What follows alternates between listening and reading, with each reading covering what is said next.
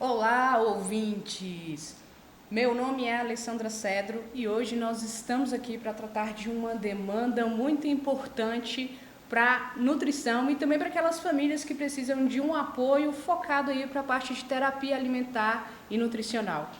Sejam muito bem-vindos ao nosso podcast hoje e aproveitem para que vocês consigam, juntamente conosco, deslanchar diante desse assunto que é muito prazeroso de se tratar e também de se ter a ideia de até onde nós podemos chegar.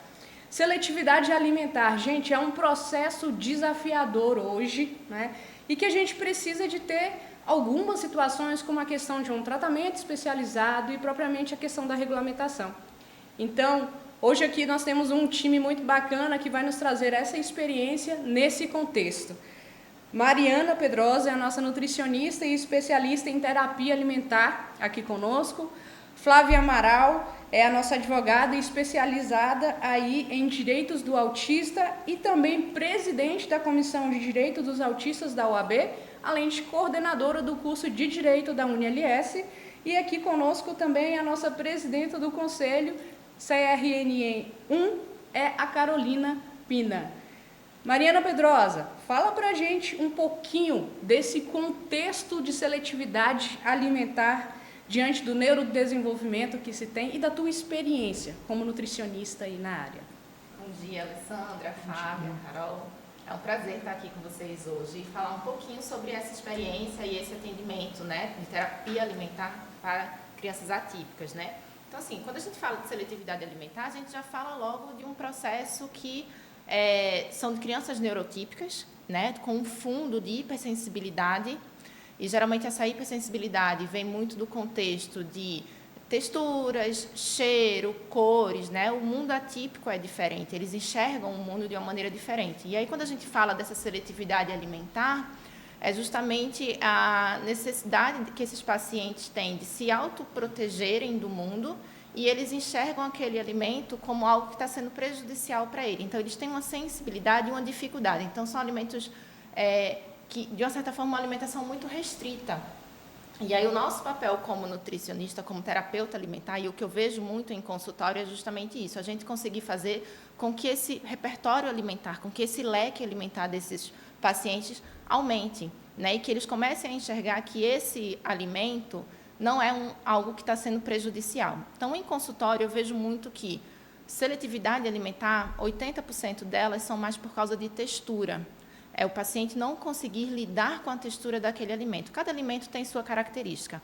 Alguns são mais adocicados, outros mais salgados, né? A gente tem texturas diferentes e isso é o que impacta muito para eles. Então, pela questão sensorial, eles terminam tendo essa recusa alimentar.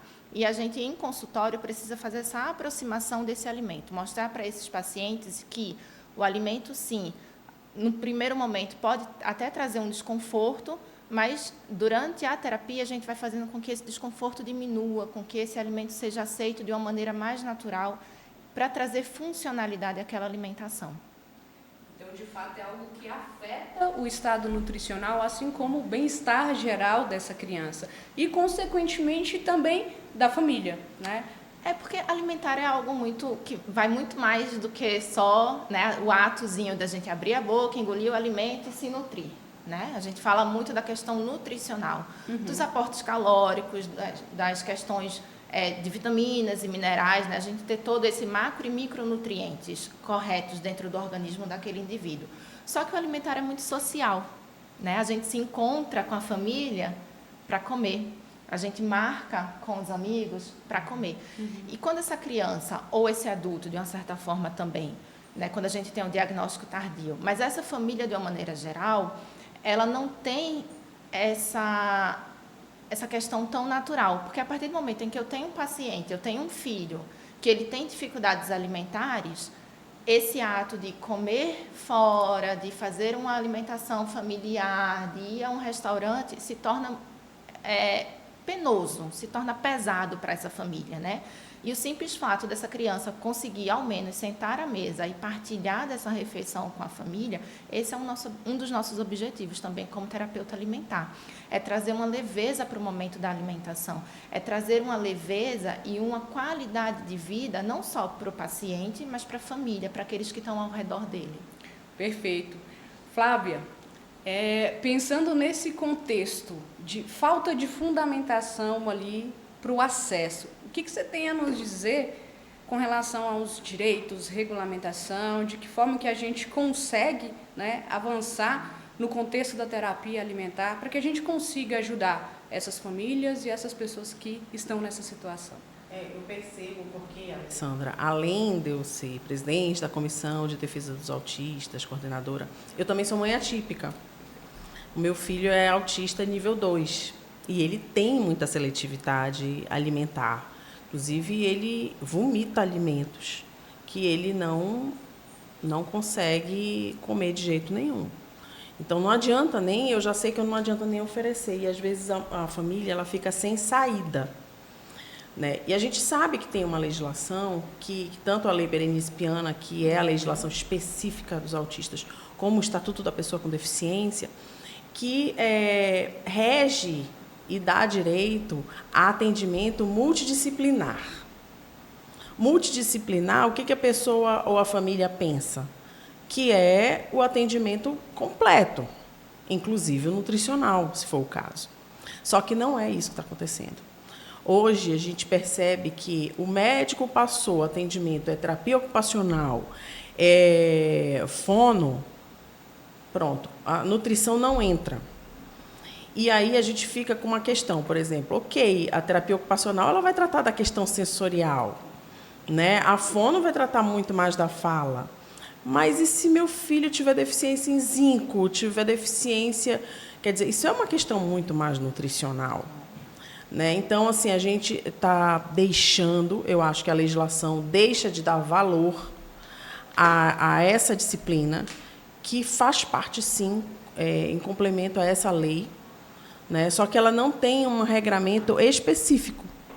E aí, com isso, você perde direitos na justiça quando você vai exigir esses direitos, você perde financiamento para um projeto, você perde a possibilidade de visibilidade para aquela área específica. E uma série de outras questões, políticas públicas para isso. Por exemplo, se você tiver um projeto voltado para políticas públicas que exijam dados e tudo isso custa um valor, você não tem esse olhar, porque você não tem algo que vá reger isso. Então, a falta disso é como, a meu ver, que sou mãe atípica, quebra uma das pernas, eu acho, que de um tratamento de uma criança, né, que vai se tornar um adolescente com muito mais dificuldade ou, às vezes, até desnutrido. Então, hoje, eu acho a importância desse podcast nosso é justamente ter esse olhar para que você também possa ter financiamento para projetos nesse sentido, para políticas públicas nesse sentido, para a visibilidade. Quando a Lei Berenice Piana ela foi criada, inclusive, ela foi criada porque, mesmo já tendo tudo constitucional, a Constituição já regia tudo para as pessoas com deficiência, né? E para os autistas também. Mas não tinha visibilidade para o autismo, porque é algo sem rosto, né? É uma deficiência sem rosto. Então, com isso, você potencializou os direitos com a Lei Berenice Piana. Por isso a importância de uma lei, de você criar uma lei. Porque, a partir do momento que você tem um regramento, você também passa a ter visibilidade para aquela área. Então, quando a Mariana me procurou, no sentido da gente ter esse olhar para a nutrição, eu achei muito importante, não só porque o meu filho tem essa dificuldade também, e eu vejo que quem trata são profissionais que não são da nutrição, é justamente isso, eles sempre colocam uma outra área para cuidar disso, seja a fono, seja a TO. Eu vejo que pode existir até pequenos ajustes, mas a efetividade daquilo. E outra coisa, descobrir cadê a deficiência mesmo, de nutriente para aquela criança e como ela vai desenvolver a partir disso, também é algo que eu ainda acho que as pesquisas estão muito aquém, né? E a gente precisa realmente se esmerar e se debruçar nisso. Flávia, só complementando, né, a tua fala, eu acho que você tem toda a razão quanto a isso. E, assim, a gente conseguir mostrar para essas famílias, né, para a sociedade de uma maneira geral, que cada profissional tem seu ponto específico no tratamento. Então, lógico, né, hoje a gente tem a cobertura sendo realizada, sendo feita, né, para terapia ocupacional, para fono, mas o que eles precisam entender é que uma profissão a mais ali, além de trabalhar especificamente, porque é justamente isso, a gente vai desde a nossa questão da avaliação clínica, bioquímica daquele paciente, porque eles, sim, pela seletividade, eles acabam tendo deficiências de vitaminas, de minerais, um aporte calórico, às vezes, até superior ao que necessita, por causa da dieta monótona. Então, às vezes, são pacientes que têm um sobrepeso, isso também pode ser prejudicial, né? Mas também a gente reforçar, atuar, ter o nosso olhar terapêutico de apresentação sensorial desses alimentos, reforçando junto a atuação da terapia ocupacional e da fono, né? Porque a fono, geralmente, além da questão da fala, eles vão trabalhar muito a disfagia, que é necessário para a gente também, né? Então, assim, se a gente soma junto a eles, a gente vai ter um tratamento sendo realizado ali e tendo efetividade, de vez de 1, 2 anos, às vezes em menos tempo, abreviar. Então, quando a gente entra para somar, a gente não entra para ser exclusivamente, né? A gente entra justamente para somar, para agregar e para a gente reforçar algo que outras profissões já fazem e que elas reforcem o nosso, né? Porque há a questão da nossa especialidade, da nossa atuação, mas também há a questão de terapias e de tratamentos que pertencem a todos, né? E que, se a gente reforça, a gente tem um ganho muito grande. Justamente a base, né, dessas leis é o tratamento multidisciplinar. Então, por que excluir algumas? E, às vezes, até existe uma falta de adesão e de uma qualidade por completa no processo, justamente pela ausência desse profissional que é o nutricionista. E aí, Carolina, eu te questiono no quesito de, saiu da graduação, o nutricionista ele já consegue atuar com a terapia alimentar nutricional? O que você tem a nos dizer diante disso? Como que tem que ser esse profissional à frente aí dos pensamentos do conselho? Maravilha. Então, assim, em primeiro lugar, eu acho que esse é um debate, um diálogo necessário. Então, não apenas para a nutrição, mas para todos. Os ganhos, ele vai para a família, ele perpassa pela ciência, pela qualidade de vida das pessoas. Então, eu acho que é fundamental. E aí, quando nós levamos para o âmbito do profissional, o profissional recém-formado, ele está ali descobrindo um novo universo também de atuação. Então, é importante que a gente saiba valorizar os profissionais também que estão ali em especializações mais voltadas, inclusive, para a temática. É importante que a pessoa se especialize. Então, quando a Mariana chegou e trouxe todo esse debate, esse comentário, uma entusiasta do assunto, que eu acho que é fundamental para a gente levar também a regulamentações futuras, então ela brilha os olhos quando fala, e isso é importante em todos nós profissionais, seja aquele recém-formado, quanto aquele também que tem um maior período aí na estrada da nutrição. Mas é importante que tenha a qualificação e a experiência também exigida para poder atuar realmente de forma responsável. Então, a gente sempre tem que pensar nessa questão de responsabilidade, de ética, e a maturidade profissional, ela vai sendo muito importante ao longo da vida. Então, a gente está falando de seletividade, de restrições, de absorção. Quando a gente fala de autismo ou de realmente pessoas que têm algumas condições especiais e necessárias, nós também falamos da microbiota, né, Mariana? Então, assim, falamos de absorção, tem os exames laboratoriais e tudo isso a gente precisa realmente ter um conhecimento para ter realmente condutas mais assertivas. Então, protocolos mais especializados, condutas mais assertivas vão favorecer uma melhor adesão ao tratamento, uma qualidade de vida, uma tranquilidade para a família, porque a gente sabe que o ato de se alimentar, de socializar, ele faz parte da nossa vida, né? Então, acaba sendo assim de extrema importância para dar uma segurança maior para a família e para o paciente. Justamente. E assim, em todas as áreas nós temos aí competências e atribuições. Exato. Muitas delas, na situação pensando nutricionista, que são privativas, né? Então, assim, respeitar o quadradinho de cada um, isso é muito importante. E quando a gente tem esse pensamento, a gente consegue ter uma conexão maior, né? Se eu respeito o teu limite enquanto profissional, a gente consegue agregar junto ao TO, junto ao fono, propriamente todo mundo, todos os profissionais, eles podem fazer parte desse circuito.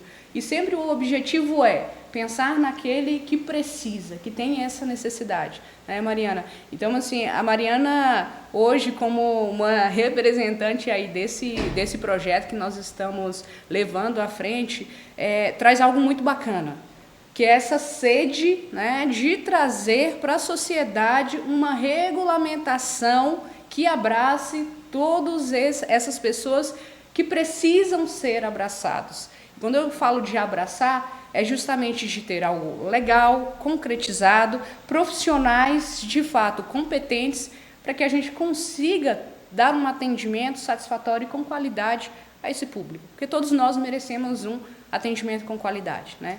Então, Mariana, eu queria que você falasse um pouquinho da tua visão, quando você começou ali na questão do projeto, né? Esse projeto hoje ele está na UniLS ali, juntamente comigo, que estou na coordenação do curso de nutrição, mas a Mariana traz aí uma contribuição gigantesca, né, por conta da experiência que ela tem. Então, nós temos 2 PICs, que são 2 programas de iniciação científica, focado no autista. Então, a gente espera realmente que, enquanto projeto de pesquisa, isso tenha um avanço. Fala pra gente um pouco nesse contexto, Mariana. Então, Alessandra, o que eu tenho trazido para esse projeto são experiências e atuações minhas dentro do próprio consultório, né? Eu já estou trabalhando com esse grupo há 5 anos. Então, são 5 anos atendendo, são 5 anos vendo as necessidades, acompanhando dentro do consultório que cada um realmente, né, apresenta como indivíduo único, mas também aquelas características comuns que a gente sabe, a coletividade. Então, é um grupo de pacientes neurotípicos e a gente termina identificando questões mais específicas que são, né, da própria característica daquele paciente, fora isso, pontuando as questões individuais. Então, como a própria Carol falou, quando a gente fala de uma criança neurotípica, de uma criança atípica, a gente já sabe que, metabolicamente, o organismo funciona de maneira completamente diferente. Então, eles têm uma baixa produção enzimática, então isso já pode influenciar também na seletividade alimentar, porque a digestão deles é completamente diferente de uma pessoa típica. Eles têm uma permeabilidade intestinal completamente diferente, então são propícios a terem mais problemas imunológicos, a um adoecimento maior. Então, tratar, como a Carol falou, da microbiota intestinal é importantíssimo. Então, isso são características gerais do grupo, que eu comecei a notar isso também dentro do próprio atendimento. Fora isso, as particularidades, né? Porque você monta um plano terapêutico individual. Ah, ele é seletivo. Ok, mas qual é o tipo de seletividade dele? É por textura? É por cheiro? É por cor?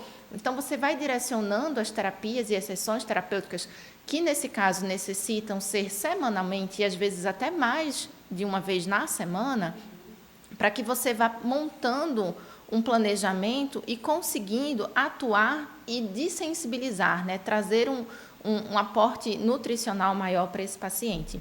E aí, com isso, o que a gente precisa? A gente precisa documentar, porque eu estou vendo isso em consultório, mas a gente ainda não tem isso documentado para que possa ser repassado para outras nutricionistas que queiram atuar, né? Então, a regulamentação, o papel do CRN junto a gente, o papel, né, de vocês da LS junto a esse projeto o que a gente precisa? A gente precisa documentar. A gente precisa ter todo esse embasamento científico no papel para que futuros nutricionistas que queiram atuar nessa área também já possam ter um material para início, um material para dar um suporte e um direcionamento a elas. É para saber o que fazer, né? Isso. Qual que é o meu pontapé inicial? Eu tenho um protocolo a seguir? O que eu tenho que fazer? Ou simplesmente é um atendimento comum como qualquer outro? Normalmente, esses atendimentos, vamos pensar aí na primeira vez, ele dura quanto tempo, mais ou menos, Mariana? Olha, eu consigo para fazer... Porque, assim, eu preciso primeiro ver o ponto de vista da família, né? Então, eu acolho essa família, eu entendo qual o processo deles, a dificuldade deles, porque se chegar para mim e disser só seletividade alimentar, não adianta.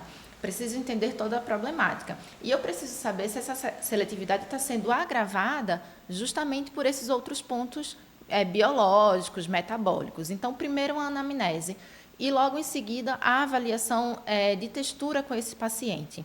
Então, geralmente, a primeira consulta dura 1h20, porque eu preciso ter esse momento com a família e com o paciente. Esse atendimento, apesar de ser individualizado, você precisa do suporte da família. Isso. Sem a família eu não consigo atuar, eu não consigo identificar as necessidades daquele meu paciente.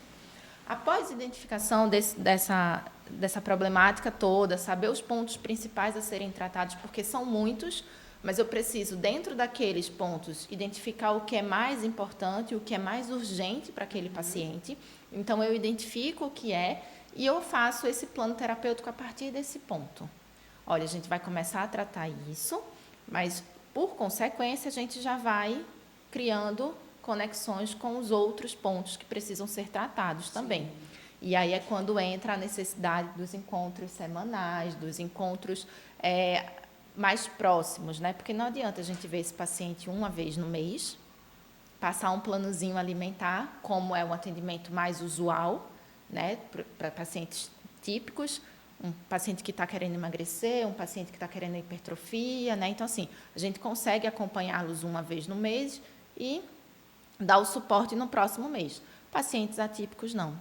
Eu preciso que esses encontros aconteçam semanalmente. E alguns deles eu preciso que aconteçam mais de uma vez na semana. Por quê? Porque a gente tem também hoje o que a gente chama de dupla síndrome. Hoje já tem estudos científicos que comprovam que pacientes com T21, síndrome de Down, a probabilidade deles serem autistas é muito grande. Então, eu tenho um paciente que é T21, que já tem suas comorbidades associadas, que é autista e, por muitas vezes, autista nível 3, de suporte não verbal. Então, meu plano alimentar para casa não vai resolver. Tem que ter competência. Se não tiver competência, como que a gente consegue embasar isso, né? Porque, mais uma vez, o nosso foco é qualidade de vida. Qualidade de vida, a gente pensa em alimentação. Alimentação, nutrição. E quem está responsável por isso é o nutricionista. Então, de fato, a gente precisa disso documentado. Porque se não estiver documentado, a gente não tem aquela base para dar seguimento.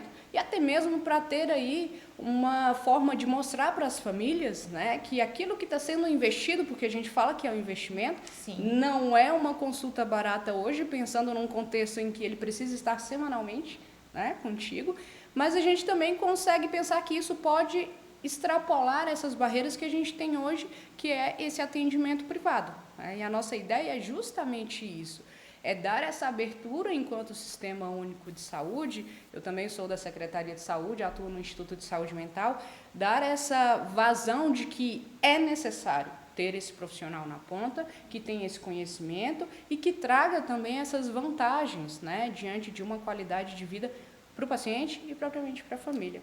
Porque a gente já fala também num processo, a gente pensa muito quando a gente fala em saúde no cuidar, no tratar, né? No estancar ali depois que a coisa já aconteceu. E se a gente pega a prevenção ou o tratamento inicial, a gente já vai ter uma resposta mais à frente. É o preditivo, né? Seja por questão de encurtar esse tratamento. Justo. Ou seja, por uma questão, inclusive, financeira, né? Porque você já inicia algo para que você não possa ter um desgaste maior lá na frente. Porque a gente tem pacientes assim, né? Que necessitam desse suporte maior no final.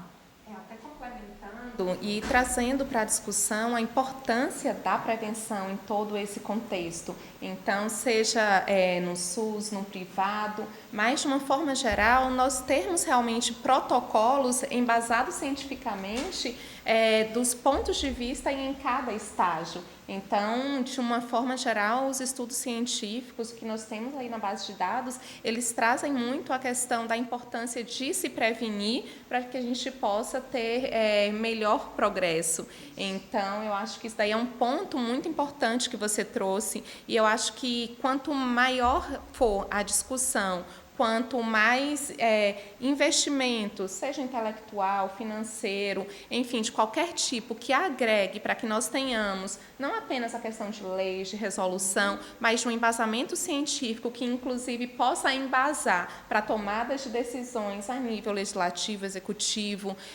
eu acho que eles engrandecem muito a discussão. E aí, a experiência, e nós vamos tanto para o lado da experiência profissional, como a gente pode colocar num papel, realmente, os pontos favoráveis para que essa discussão ela seja não apenas a nível nacional, mas a gente está falando, enfim, de problemas de saúde que acontecem em todo o mundo e cada vez aumenta-se a prevalência, então realmente é uma questão de cuidado a nível de saúde pública. E assim, as famílias podem até pensar, né, Carol, poxa, mas já tem o diagnóstico de seletividade, como é que eu vou fazer a prevenção se já tem o diagnóstico? Mas é justamente isso, é eles entenderem que a seletividade ela é gradual, ela também pode mudar. Da mesma forma que a gente trata um autista e que a gente hoje em dia já sabe que com as terapias a gente pode retirar um autista do nível 3 de suporte, levar para o nível 2, como a gente sabe que o contrário também pode acontecer, por não ter tratamento, por não ter um apoio correto, ele sair de um nível 1, sair de um nível 2 e chegar a um nível 3 de suporte, na seletividade também é a mesma coisa. A seletividade está ali instalada. Mas, poxa, qual o aporte que ele está tendo? Qual a quantidade de alimentos que ele está tendo? É tanto? Tá, mas se eu não tratar, isso pode piorar. Então, a prevenção, muitas vezes, na seletividade, apesar do diagnóstico, é eu fazer essa prevenção para que eu não tenha uma piora desse quadro, para que essa seletividade não aumente tanto para chegar ao ponto dessa criança ficar desnutrida e isso impactar no cognitivo dela, porque uma criança desnutrida não tem um cognitivo adequado para a sua idade, não tem um crescimento adequado para a sua idade. E se a gente pega uma criança, principalmente na fase ali do pico de desenvolvimento, né? A partir primeira infância. Quando a gente chega na adolescência, que o organismo muda por completo, que eu tenho uma produção exacerbada de certos hormônios, que eu tenho um pico de crescimento maior na adolescência, né? Para as meninas, a menarca e tudo mais. Se eu não tenho um organismo saudável nesse momento, eu construo um indivíduo adoecido, que vai custar mais caro para a sociedade, que vai custar mais caro para o Estado. Né? A gente tem uma questão que eu acho muito séria hoje, que eu acho que é um debate das mães atípicas de um modo geral, que é hoje ter filho autista é para os ricos, porque os tratamentos são muito caros, e muita coisa é fora do plano de saúde. Então, esse não atendimento, além agora do julgamento, né, do último que teve, foi no sentido de que o rol taxativo seria mitigado. Né? Então, aquele rol que seria maleável no sentido de vamos abranger mais terapias para essa criança, agora já meio que taxativo, mitigado. E isso prejudica muito, e eu vejo que também a questão financeira dessas famílias. Então, a importância, por isso que eu acho que a ordem deve gritar mesmo, nesse sentido de a importância de ter projetos do Estado, que o Estado possa abraçar pessoas que não tenham condições de ter plano de saúde, sabe? De ter uma alimentação saudável, e por que não para uma criança que não é rica, ou que não seja classe média alta. Eu acho que hoje assim, a gente está, infelizmente, nós temos duas questões do autismo. A família rica e classe média alta, que pode bancar terapias, seja um bom plano de saúde, seja de pagar bons profissionais, e que eu digo bons profissionais, gente, porque assim a gente tem profissionais, né? Profissionais, entre aspas. E a família que está o Léo à margem e que o filho está batendo a cabeça na parede, que ela tem que deixar com o vizinho para poder trabalhar, né? E não tem, e sequer tem informação, sabe? Por isso que em muitos momentos eu divido o link do YouTube para outras famílias que talvez não tenham acesso, né? De que nós temos talvez projetos. Por que não a LS ter projetos que vão abraçar famílias carentes? Famílias que nunca tiveram condições de ter um nutricionista, né, de crianças que estão desnutridas. Então, acho que assim, a gente tem que bater nessa tecla, porque, infelizmente, nós estamos caminhando para uma realidade que é A família rica consegue dar tratamento. A família pobre não consegue. Então, isso é muito sério. Se a gente não chegar os dados são, a cada 32 crianças, eu acho que é isso, não é, Mari? Cada 32 crianças nascidas, uma é autista. Tu imaginas daqui a uns anos a quantidade de pessoas que eu vejo essas famílias mais carentes não conseguem sair de casa. Elas realmente não conseguem sair de casa. Né? Em casa, com a criança, não consegue um lazer, não consegue... Né, além dos elopes, que são aqueles fugas, né, do autista, a trabalheira, os pais abandonam essas mães, na maioria das vezes, elas não têm com quem deixar. E aí, às vezes, fica muito distante dessa mãe você falar em um tratamento nutricional. Não é a realidade. Mas se ela mal consegue, às vezes, uma escola, a escola está maltratando, quiçá, entendeu? O que eu coloco também, muito para a nossa reflexão, é um bom projeto dentro das escolas públicas. Por que não? Né? Que você vá desensibilizando aquela criança que tem seletividade e que o GDF acorde para isso, de que estamos numa crescente, que nós precisamos olhar para esse público e não mais como uma figura, são meus consumidores, porque é o que está acontecendo, como está numa avalanche, vamos consumidores, são consumidores, e vamos explorar essa galera. Né? Então, assim, que a gente possa ter projetos, por que não, das universidades privadas, projetos bons que possam abraçar também essa população carente. Assim, eu acho sensacional a sua fala, porque você traz o direito humano também. Então, assim, nós estamos falando de direitos humanos, nós estamos falando de direito humano à alimentação adequada, saudável, para todos. Então, nós não somos nutricionistas de uma parcela da população, nós somos nutricionistas de pessoas. Nós cuidamos de pessoas. Então, nós falamos de um cuidado muito mais abrangente. E aí, quando nós falamos dos direitos humanos, quando nós falamos da equidade, então, nós vamos para uma outra esfera, e essa esfera engloba tudo e todos. Então, sem exclusão. E eu acho que, assim, quando a gente tem um projeto, seja através de universidades públicas, privadas, eu acho que nós estamos somando esforços conjuntos, unidos para um bem comum. E eu acho que realmente nós precisamos não apenas sensibilizar as universidades, sensibilizar as pessoas, mas o Estado, enfim, e trazer essa inclusão em todos os níveis, porque só assim a gente realmente vai conseguir provocar e promover mudanças que realmente sejam efetivas e resolutivas. Porque, como falou, não adianta a gente ter um nutricionista que cuida apenas, enfim, de uma população que tem determinada necessidade, mas que, para isso, a gente precisa pagar um bom profissional, e esse bom profissional ele tem um valor elevado. Mas, em contrapartida, nós temos nutricionistas que precisam investir em sua profissão. Então, nós temos profissionais que precisam ser melhor remunerados, mais valorizados. E, assim, até enquanto representante, neste momento, do Conselho, nós somos muito nutricionistas de ponta. E é importante a gente ter esse olhar, realmente, do que a categoria necessita para poder crescer e poder dar também um cuidado de qualidade, independente e em todas as esferas. Então, eu acho que é importante que a provocação ela vá além disso tudo. Então, nós estamos falando de um projeto belíssimo que a Mariana ela realmente está trazendo, mas vai muito além de tudo isso. E nós podemos chegar e alcançar voos muito mais altos. Sim, muitas das vezes as pessoas só têm conhecimento até do que é TEA quando elas se envolvem no processo, quando é necessário. Porque a partir do momento que não é a minha vida, muitas das vezes a gente não se importa. Né? Mas enquanto profissional de saúde, enquanto nutricionista que somos generalistas e amantes da profissão, né, juntamente aqui com a OAB, a gente percebe que nós precisamos ir muito mais além. E o ir muito mais além é um passo de cada vez. É pegar uma política pública que o nosso governador já deu aí um pontapé inicial e falar, opa, o governo está agindo com gente, então vamos lá, a gente precisa alavancar, seja ali agregando ao lado, daqui a pouco a gente vai evoluindo e vamos chegar no nosso objetivo, né, que é esse atendimento aí com qualidade. Tudo isso está embasado cientificamente. Perfeito. É necessário.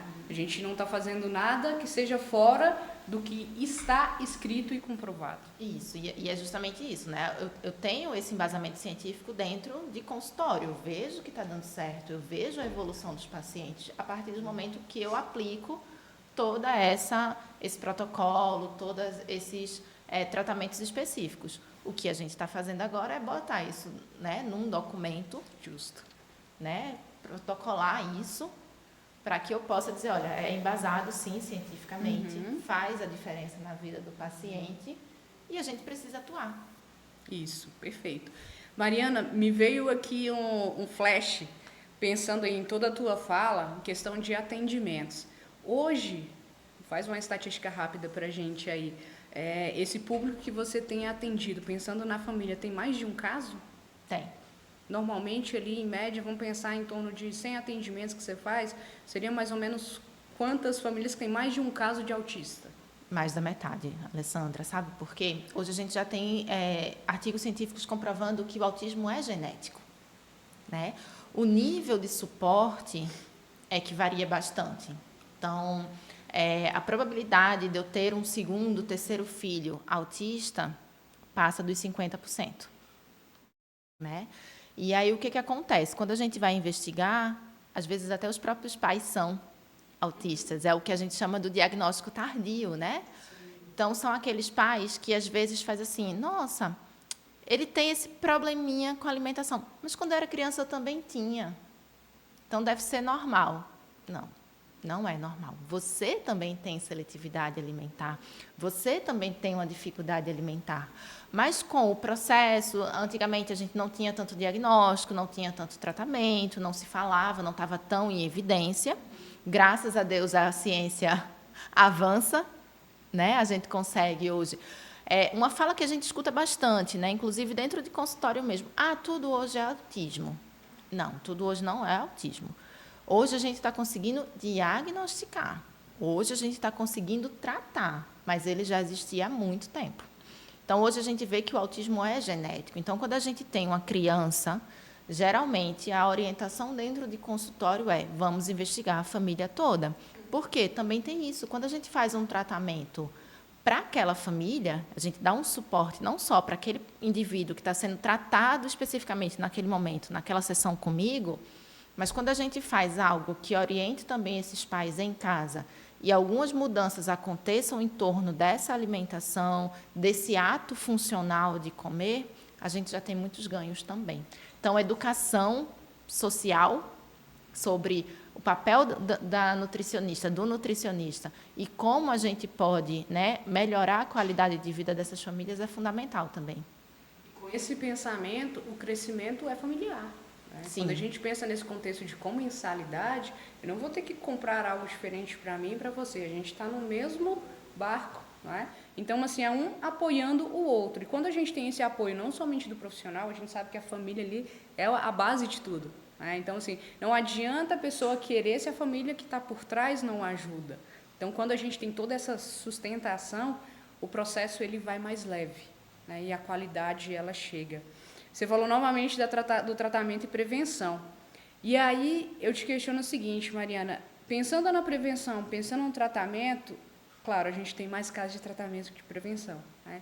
Mas a gente teria aí também um percentual que seja significativo diante de pessoas que te procuram pensando no preventivo e não apenas em tratar?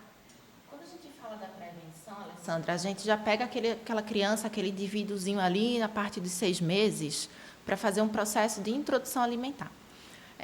Seletividade alimentar é muito visto, né? Porque a gente sabe que hoje os autistas, quem recebe o diagnóstico, a gente tem uma média de que 80% dos autistas vai desenvolver ou tem já a seletividade alimentar. Então, a gente sabe que nesse público isso já ocorre de uma maneira realmente bem significativa. Mas pacientes típicos também podem ter, né? Uma sensibilidade maior, um processo maior com textura, né? A gente tem casos adultos hoje em dia que falam, eu não como isso, o famoso quiabo, né? Quem é que gosta de comer quiabo? 90% da população vai dizer que não quer, né? Por exemplo, eu tenho uma certa sensibilidade para texturas pastosas. Hoje eu já sei que eu posso comer, eu consigo comer em determinados momentos quando eu me sinto segura.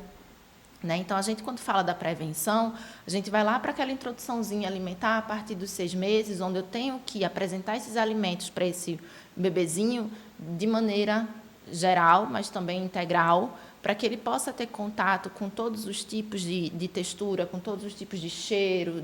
Então, assim, o acompanhamento também nutricional nesse momento, e mais uma vez eu reforço, não só uma vez no mês, que a gente precisa acompanhar aquele desenvolvimento daquela criança, a base alimentar de um indivíduo se forma até os 2 anos. Então, quando eu falo de introdução alimentar, não é o primeiro mês após os 6 meses de idade, é até os 2 anos. Então, se eu trabalho com essa criança dos 6 meses, ou, na verdade, desde a amamentação, né, acompanhando essa família desde a amamentação até os 2 anos de idade, fazendo um tratamento terapêutico também de apresentação, dando suporte a essa família e a essa criança para não acontecer uma sensibilidade além do comum, eu já estou prevenindo também.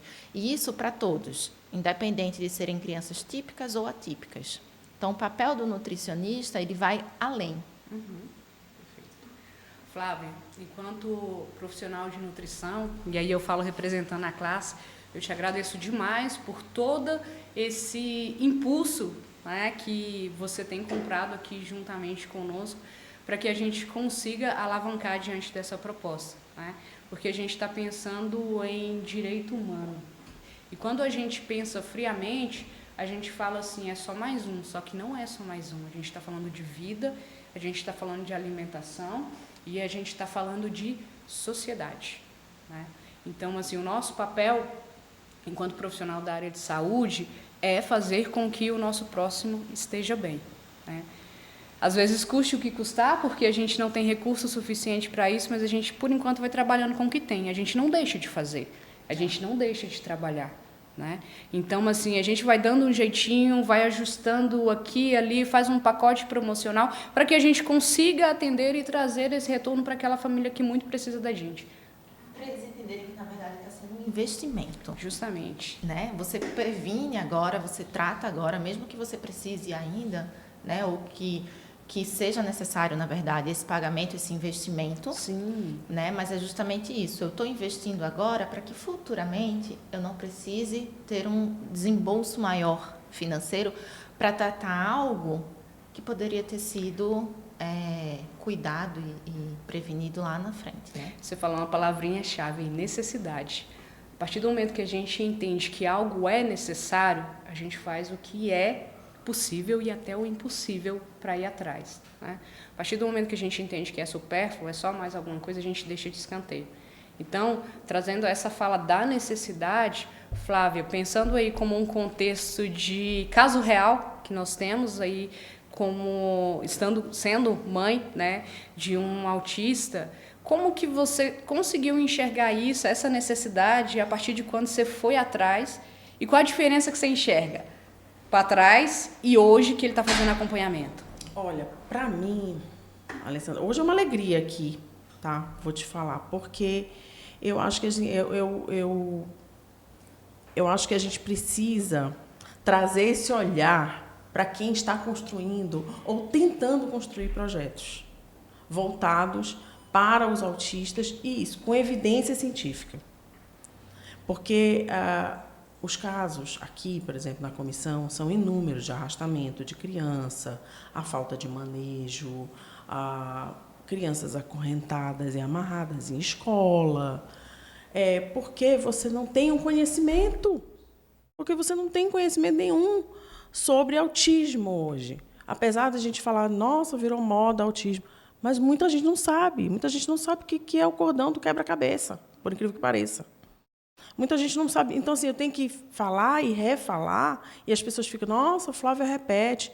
Mas, gente, porque muita gente ainda não sabe. Então, é por isso. Mas, assim, eu acho que assim, a gente também não pode desfocar, não é porque tem muito que a gente vai fazer de qualquer maneira. Então, assim, a gente precisa disso, a gente precisa de pesquisa, a gente precisa de evidência científica. Nós precisamos de pessoas conhecedoras e que invistam em projetos. E às vezes é isso, Mariana, é começar, igual a Alessandra. Aí, a Alessandra, vamos unindo forças e no sentido de vamos iniciar. Depois é um deputado que acolhe, é o GDF que vem. mas o pontapé inicial ele tem que partir de algum lugar. Então, eu acho que, assim, por isso a importância, eu acho que não é agradecer, eu acho que a gente precisa fazer em conjunto. As pessoas precisam ter interesse, realmente, por autismo, e não é muito para o meu bem-estar como mãe autista. O outro que vai conviver com meu filho, que não é autista, ele vai aprender muito convivendo com meu filho, de que ele tem as diferenças dele, que ele pode, sim, ser útil futuramente de uma maneira diferente. Então, assim, nós convivemos com pessoas diferentes o tempo inteiro, só que, infelizmente, nós hoje, como sociedade, não queremos. Nós estamos muito egocêntricos. Então, tudo é a minha vida financeira, a minha família só, Só que, assim, a vida está mostrando para a gente que assim a gente não chega em lugar nenhum. Que a gente precisa conviver com o outro, que é diferente. E este outro também me ensina com isso. Agora, a questão alimentar, ela não é de qualquer maneira. Eu sei porque eu tenho um menino muito seletivo, ele só come coisas... Depois tu explica, Mariana, o que é isso? Coisas amarelas e brancas. Só coisas amarelas e brancas. Se for preto, nem chocolate não entra. Então, a dificuldade que você tem de introduzir coisas que não são crocantes também... isso não é só uma questão de levar ele para algum lugar para almoçar, é o vomitar, ele não evacuar direito, é a criança meio que quase adoecida por conta disso. E uma preocupação familiar constante de que será que está desnutrido e tem que fazer mais exames para ver se a criança não está desnutrida. Né? E porque alguns dizem para nós que só suplementação medicamentosa também não resolve. Tem um leite que ele toma quando ele dorme, que tem um monte de vitamina, mas não é sempre que ele toma esse leite também. Então, assim, é uma preocupação de saúde mesmo, da saúde dessa criança, desse adolescente, do adulto também. A gente não pode deixar de falar do... O pessoal me xinga aqui quando... Gente, só fala de criança, não fala de adulto autista. Mas os adultos também têm isso, né? Eles separam, né? Os adultos autistas e separam coisas também assim, que não é o que é salada sai. A alimentação já perdeu o essencial dela, né? Porque a alimentação tem que ser leve, tem que ser algo prazeroso. Tenho que sentar à mesa, me sentir confortável, comer. E não comer porque estou triste, porque estou feliz, porque estou nervoso. E para o autista, a alimentação se torna algo pesado. Não é prazeroso comer. Então, assim, muitas famílias eu escuto em consultório que, nossa, é um tormento. Meia hora, 40 minutos antes das refeições, eu já estou sofrendo pelo meu filho. Porque eu sei que vai ter choro, porque eu sei que vai ter angústia. E aí, às vezes, para que não tenha nada disso, continua com a monotonia alimentar. Né? Então, esse papel de ser a vilã, de tentar introduzir novos alimentos, de fazer todo esse processo, fica com a gente, como profissionais. Porque, além do manejo correto de fazer isso, de fazer essa apresentação, a gente também tem esse processo de que ele está em outro ambiente, ele está com um profissional e tudo mais. E a gente tenta transformar novamente essas refeições em casa em algo prazeroso, algo leve. Porque o peso não é só da criança, não é só do autista. O peso é da família, a preocupação excessiva, né? Então, às vezes, é isso. Eu entendo o que a Flávia fala, porque provavelmente, às vezes, ela está no trabalho, mas vem aquele, nossa, será que ele comeu? Nossa, será que foi o suficiente? Será que ele está bem em casa? Então, eu acho que deve ser bem difícil para uma mãe, para um pai, tá? Tentando focar no trabalho, tentando focar nas suas outras obrigações, mas está ali o tempo todo com o filho no pensamento de uma maneira que é penosa, que é difícil, né? A gente está falando de uma realidade, né? Sendo que a gente tem várias realidades que são tratativas diferentes. Né? Então, assim, tem muitas pessoas que serão parecidas com a situação da Flávia hoje, mas a gente também tem aqueles que são muito aquém, principalmente quando a gente tem o contexto de conhecimento, né? Hoje, por exemplo, a gente tem na secretaria, inclusive, o meu mestrado ele foi com esse foco, na época que eu trabalhei lá na GESNUT, da PTNED. Né? E muitas pessoas não têm conhecimento que é um direito. Então, assim, até que ponto eu posso ir atrás do meu direito? Mas eu preciso saber que ele existe. Porque se eu não sei, eu não vou cobrar. Como que eu vou cobrar algo que eu não sei da existência? Então, assim, hoje a gente traz aqui uma fala técnica, uma fala de necessidade, que ela precisa existir, mas quando a gente pensa na família, talvez essa família não sabe nem o que está acontecendo, porque ainda tem muitos casos que estão omissos, talvez propriamente por falta de conhecimento, Então, são pais que, por vezes, não sabem da situação do autista e falam assim, não, é porque é o tempo dele. Ele vai conseguir falar no tempo dele. Ele vai conseguir andar no tempo dele. Mas por trás disso, a gente sabe que já existe um preventivo que tem que se ter um olhar crítico. Então, aquela criança que tem um acompanhamento médico desde o início, vai ser mais favorável para ele. Às vezes até o pai não vai querer aceitar, porque é difícil, é uma aceitação que é difícil. Uma coisa... Depois vocês me explicam também. Ele, até 2 anos, ele comia bem. Aí depois começou a regressão. Comia até abacate. Depois não quero abacate, não quero isso, não quero aquilo. Não sei o que, eu nem sei o que é isso. É a seletividade natural aos alimentos. A partir dos 2 anos de idade, a Carol pode até me ajudar a complementar, mas a partir dos 2 anos de idade, o cérebrozinho daquele bebê começa a modificar. Ele começa a se entender como um indivíduo único. E aí ele sai debaixo da asinha da mãe, do pai, e aí ele está ali para explorar o mundo. E a alimentação também está nessa exploração. Só que ele precisa se manter seguro. Então, ou seja, alguns alimentos o cérebro pode interpretar como algo de risco. Então, por exemplo, alimentos amargos. Lembra que pode ser um veneno, pode ser um alimento tóxico, então ele vai rejeitar. Alimentos que parecem fungos, brócolis, couve, que parece aquele fungozinho ali, também eles vão rejeitar. Então, é natural, a partir desses 2, 3 anos, que inclusive muitos neuropediatras colocam como a adolescência da primeira infância, a famosa fase do não também. Então, é natural isso. Então, a gente tem uma fase que a gente chama de seletividade natural aos alimentos.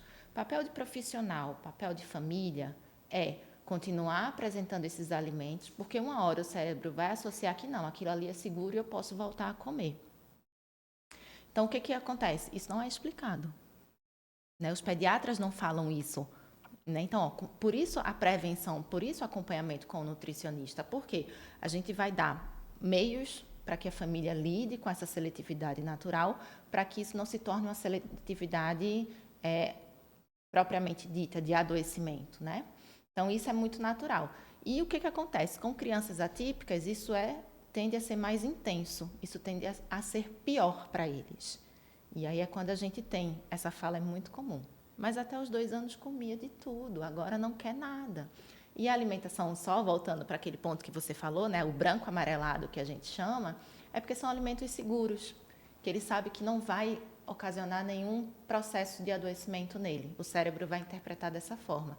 Então, é arroz, é uma batata, é um macarrão sem molho, é um frango, é um biscoito sequinho, tipo biscoito de água e sal, uma maisena. Por quê? Porque é um alimento seguro. Eu tenho medo de interagir com o alimento. Então, na terapia, na sessão de terapia alimentar, eu vou mostrando gradualmente e despertando nessa criança que, olha, comer é seguro. Comer não vai te deixar doente, comer não vai te ocasionar algum problema. Esse é o papel do nutricionista como terapeuta alimentar. É trazer essa dessensibilização a esse paciente. Lógico, com técnicas embasadas cientificamente, respeitando o indivíduo, respeitando o limite daquele cérebrozinho, daqueles sentimentos, daquelas sensações. Mas esse é o nosso papel. Então, assim, é natural, mas a gente precisa prevenir, porque é justamente isso. É nessa fase que desponta justamente os maiores casos de seletividade alimentar. E até acrescentando assim, o que a Mariana trouxe, nós estamos falando de desenvolvimento. E o desenvolvimento não apenas a nível cerebral, mas em todos os sentidos. É um momento de descobertas. Eu sou mãe de 2, então assim, a gente conhece e vai conhecendo o processo de acordo realmente com as fases da vida, não é? Então, acaba sendo natural e depende muito de como esses alimentos são apresentados, de como são trazidos, da comensalidade, do estar na mesa. Então, se nós pensarmos, hoje em dia, de um modo geral, nós temos uma vida muito mais corrida do que antigamente. Então, nem sempre os pais têm ali o tempo para estar na mesa com os filhos. Ou, às vezes, a gente pensa, pelo menos assim, enquanto mãe, quando estava ali introduzindo, eu queria colocar o máximo de variedade de alimentos, de coloração para o meu filho. Mas eu também estou comendo assim? Porque o exemplo que eu dou, ele arrasta. Então, é aquela velha história, né? O exemplo, ele arrasta. Então, não adianta eu falar para o meu filho, olha, você tem que comer assim. Mas eu também tenho que mostrar. Ou então, ele está fazendo uma recusa hoje, mas é como a Mariana trouxe. Nós vamos estar trabalhando os alimentos. E eu acho que a gente fala muito em uma questão que é extremamente importante, principalmente para crianças, pessoas atípicas, no sentido de apresentar e dar continuidade. Então, eu acho que assim, esse é um dos principais pontos, inclusive, que você traz, continuidade. Então, não adianta eu ter apenas sessões uma vez por mês ou a cada 15 dias, a depender do estágio das necessidades. Então, muitas vezes tem que ser semanal ou mais, a depender da fase de como a criança está. Então, quando nós estamos falando de continuidade, nós estamos falando de benefícios ao longo do tempo e não apenas algo ali estatístico que vai em apenas um momento e depois a gente vai retomando. Não, é algo a ser trabalhado, não é só com a criança, não é só com a família, mas assim, é em casa, é no dia a dia, é com os cuidadores, é junto com a escola, é na sociedade, é ensinar a diferença. E tem uma palavra que toda hora a Mariana fala que eu estou adorando, segurança. A segurança, ela é fundamental. Então, eu acho que aí a gente muda o ponto de partida, porque é esse o papel do nutricionista, gerar segurança para a sociedade, para a família, para a criança, e eu acho que isso faz uma grande diferença. Perfeito, meninas. Estamos chegando aí ao final e eu queria que vocês trouxessem uma mensagem final, ou talvez inicial para esse processo que está começando, para essas famílias, para a sociedade, né? Diante de toda essa discussão que a gente teve aqui. Mariana? Alessandra, eu acho que o que a gente pode deixar, né, para as famílias principalmente, mas para a sociedade de maneira geral, é o que a Carol falou, né, o nosso papel. A gente vem para somar. Como nutricionista, como terapeuta alimentar, a gente vem para somar. A gente vem para melhorar a qualidade de vida, né? A nossa profissão, às vezes, não é tão vista, não é tão falada, né? Mas o que a gente faz é isso, a gente previne, a gente dá segurança alimentar, a gente cuida do indivíduo para que a qualidade de vida dele seja melhor. Então, eu acho que o que a gente pode deixar aqui hoje é justamente isso, a gente está lutando por algo que não é supérfluo, que não é modinha, que não é, como a gente escuta muito às vezes de algumas outras pessoas, não come porque é frescura, né? Não come porque é manha. Não, não é. A alimentação é algo sério, é algo que está no nosso dia a dia, em todos os momentos. A gente come emocionalmente, a gente come socialmente, porque são momentos em que a gente está interagindo. A comida, para a gente, é cultural. O Brasil é imenso, então a gente tem culturas, né, nas regiões diferentes, a gente tem mas de uma maneira geral o comer é social. O comer é fazer parte do meu dia a dia, é eu estar integrado a uma sociedade também. Então, o nosso papel aqui é garantir a qualidade e a segurança dessa alimentação, não só mecanicamente falando, mas funcionalmente falando.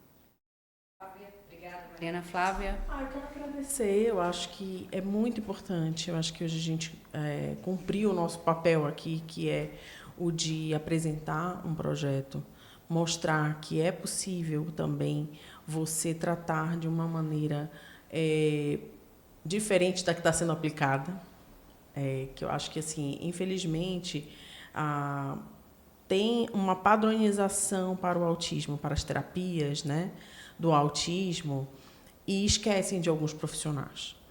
E eu acho que, como a lei já diz, né, é multidisciplinar, o multidisciplinar é muita coisa. Então, você precisa olhar para aquele indivíduo. Não adianta a gente achar que são caixinhas fechadas e que está resolvido. A gente pode tratar como um padrão. A gente já tem visto que nas escolas não é assim, na vida não é assim, nós não somos assim. Então, assim, a gente precisa ter um olhar diferenciado e quando existe seletividade, a gente também precisa ter esse olhar. Uma outra questão que eu não coloquei foi a questão de que, normalmente, eles só concedem as terapias nutricionais quando o médico, o neuro ou o psiquiatra prescrevem isso. Senão, ela não está dentro. Né? É um outro olhar que eu também queria colocar para os médicos. Meu irmão deve estar assistindo, viu, Antônio Cláudio? Então, que inclua, quando houver a seletividade, a terapia nutricional. E para mais tempo. Né? Então, acho que isso é bem importante quanto a mais um direito, que é que a pessoa tem direito mesmo, porque a lei Berenice-Piana ela é bem ampla. Ela não tem essa restrição. E é isso, eu acho que a gente precisa incentivar projetos assim. Eu gostaria muito que o GDF olhasse também para o vulnerável, para que a gente tenha mais projetos para pessoas vulneráveis, mas, obviamente, que a gente sabe que tem que ter um investimento, a gente sabe que tem um custo, tem profissionais que estudam muito e que precisam ter investimento também para que o projeto ande e que abrace o máximo de famílias possíveis. É isso, obrigada, viu? Carolina? Maravilha. Então, me sinto honrada em ouvir, né, tantas falas tão bem embasadas. E quando a gente junta o que acontece no nosso dia a dia, quando a gente coloca a questão da nossa rotina profissional embasada cientificamente, a necessidade de estar junto com instituições de ensino que buscam realmente promover, dar subsídios a nível de educação, a nível intelectual, para que nós, enquanto profissionais e sociedade, possamos agregar continuamente, eu acho que é fundamental. Precisamos trabalhar cada vez mais nisso, seja através de grupos de estudo, seja em resoluções, mas que a gente realmente mostre a importância desse movimento. O profissional nutricionista, ele não atua sozinho. Muitas vezes a gente vai precisar da recomendação, da orientação médica para buscar o profissional, mas nós precisamos estar inseridos enquanto rol de profissionais de forma regulamentada sobre a necessidade dessas terapias para que a gente possa ter resultados mais eficazes de fato. E isso daí a gente só vai conseguir realmente sensibilizando as pessoas, mostrando através de evidências científicas as necessidades para que a gente possa conquistar também esse espaço. Então, não é fácil, né? Suado para nós nutricionistas, mas eu acho que é extremamente importante. Quanto mais nós discutimos, quanto mais embasado cientificamente nós estamos, quanto mais projetos nós temos para trazer, nós crescemos juntos. Nós crescemos enquanto profissionais, nós crescemos enquanto sociedade, nós crescemos enquanto pessoas. E eu acho que é importante a gente agregar, sempre considerando todos os profissionais que são necessários para compor também, não apenas um grupo de estudo, mas esse cuidado para os autistas, para as pessoas atípicas. Então, tem ali o papel do fono, do fisioterapeuta, do médico, do psicólogo, do nutricionista. Então, é realmente trabalharmos em conjunto para fazermos as coisas acontecerem da melhor forma. Maravilha. Meninas, agradeço imensamente a fala de vocês, a participação, Mariana Pedrosa, Flávia Amaral, Carolina Pina. E terapia nutricional é um direito de todos e é uma necessidade. Se você gostou e se você está conosco, compartilhe essa causa.